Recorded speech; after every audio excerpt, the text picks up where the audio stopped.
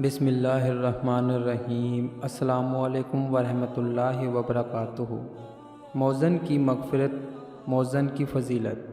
नबी करीम सल्लल्लाहु अलैहि वसल्लम ने फ़रमाया, मौज़न की आवाज़ जहाँ तक पहुँचती है वहाँ तक उसकी मग़फ़िरत कर दी जाती है। हर जानदार और बेजान जो इसकी आवाज़ को सुनते हैं इसके लिए मग़फ़िरत की दुआ करते हैं। किताब का हवाला मौजूद है। आप दोस्तों से गुजारिश है कि आप इस हदीस पर अमल करें और इस हदीस को ज़्यादा से ज़्यादा शेयर करें ताकि ये पैगाम दूसरे लोगों तक भी पहुंच जाए।